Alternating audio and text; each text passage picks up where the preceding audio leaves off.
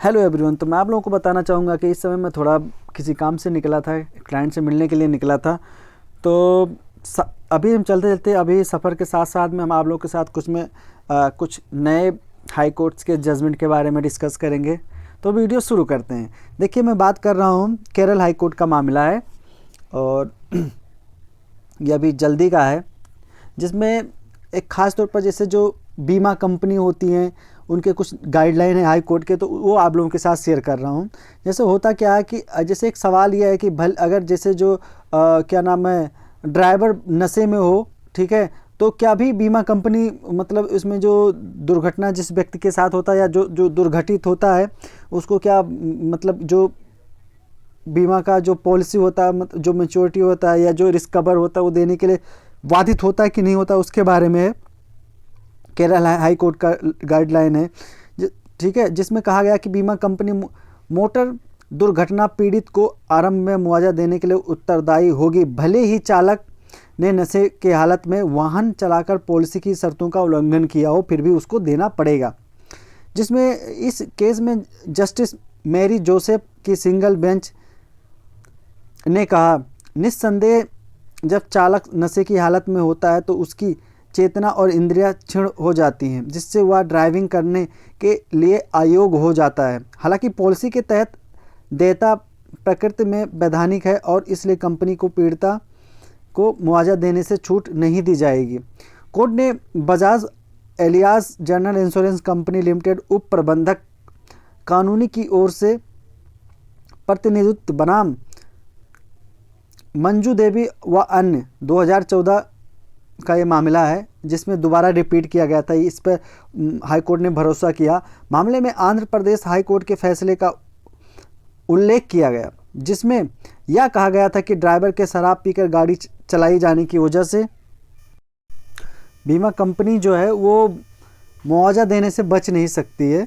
इस बारे में था, उसको भुगतान करना ही पड़ेगा और उसको भुगतान से मुक्त नहीं किया जा सकता। इस प्रकार माना गया कि वर्तमान मामले में बीमा कंपनी को आरंभी में अपील करता दावेदार को मुआवजा देना होगा, बाद में वह इससे वाहन मालिक और चालक से वसूल कर सकती है। मौजूदा मामले में यह दोनों पहले दो प्रतिवादी हैं। कोर्ट ने कहा, जहां तक तीसरे पक्ष का संबंध है, मुआवजे के भुगतान के दायित्व के संबंध में बीमा पॉलिसी परिवर्तनीय है, क्योंकि यह माना जाएगा कि उसे चालक के नशे की स्थिति के बारे में पता नहीं है। इसलिए पॉलिसी की शर्तों का उल्लंघन बीमा कंपनी को तीसरे पक्ष को मुआवजा का भुगतान करने से छूट नहीं प्रदान किया जा सकता है। मामले में स्पष्ट रूप से बताया गया और दिखाया गया कि जो पहला प्रतिवादी नशे की हालत में कार चला रहा था और उसे नशे में गाड़ी चलाने के लिए चार्जशीट किया गया। दूसरे प्रतिवादी का कार मालिक ने, यानी कि जो कार मालिक है, ने पहले प्रतिवादी के चालक को नशे की हालत में कार चलाने की अनुमति दी और इसलिए वह भी इस कृत्य के लिए अप्रत्यक्ष रूप से उत्तरदायी है। इसलिए अंततः उत्तरदायी और एक और दो का है। हालांकि तीसरे प्रतिवादी बीमा कंपनी को शुरू में भुगतान करना होगा। मामला जैसे मामले में जो पेश ऑटो ड्राइवर अपील करता, जो मामला है किसी ऑटो ड्राइवर का है, अपील करता एक कार से एक्सीडेंट हो गया जिससे पहला प्रतिवादी तेजी से और लापरवाही से चला रहा था। अपीलकर्ता को अस्पताल में भर्ती कराया गया, जहां 7 दिनों तक उसका इलाज चला। डिस्चार्ज होने के बाद उन्हें 6 महीने तक आराम करना पड़ा, जिसके बाद उसने मोटर दुर्घटना दावा न्यायाधिकरण के तहत 4 लाख रुपए के मुआवजे का दावा किया। ट्रिब्यूनल ने 2,40,000 रुपये का मुआवजा उसकी कल्पित आय मतलब 7,500 रुपये निर्धारित की और वो 6 माह के लिए अर्जन हानि का आकलन किया गया। और अपीलकर्ता ने दावा किया कि उसने 12,000 रुपये की मासिक आय अर्जित की है और इसी संदर्भ में अपील को प्राथमिकता दी गई।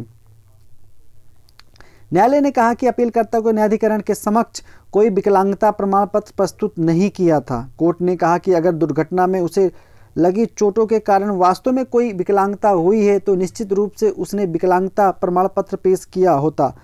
फिर भी ट्रिब्यूनल ने अस्थायी विकलांगता सुविधा के अनुसार 40,000 रुपये प्रदान किया, बिना यह पता किए लगाए कि क्या कोई विकलांगता या असुविधा का नुकसान हुआ। हालांकि न्यायालय ने यह विचार किया कि चूंकि अपीलकर्ता 7 दिनों के लिए अस्पताल में भर्ती था और वो 1,14,596 रुपये इलाज में खर्च किए थे, तो निश्चित करेगा कि उसे गंभीर चोट लगी थी जिसके लिए वो व्यापक उपचार की आवश्यकता थी। कोर्ट ने कहा इसलिए दर्द और पीड़ा के लिए यह न्यायालय उसे 20,000 रुपये का अधिक अवार्ड देने का इच्छुक है। न्यायालय ने अतिरिक्त रूप से 500 रुपये प्रतिदिन की दर से 20 दिनों के लिए बाईस्टैंडर एक्सपेंडिचर के मद में 10,000 रुपये का अतिरिक्त मुआवजा दिया। इसने विचार किया कि चूंकि अन्य मदों के तहत मुआवजा उचित प्रतीत होता है, इसलिए किसी हस्तक्षेप की आवश्यकता नहीं है। कोर्ट ने बीमा कंपनी को कहा कि परिणाम स्वरूप अपीलकर्ता को 39,000 प्लस 9,000 9,000 20,000 और 10,000 का बढ़ा हुआ मुआवजा पाने का हकदार है।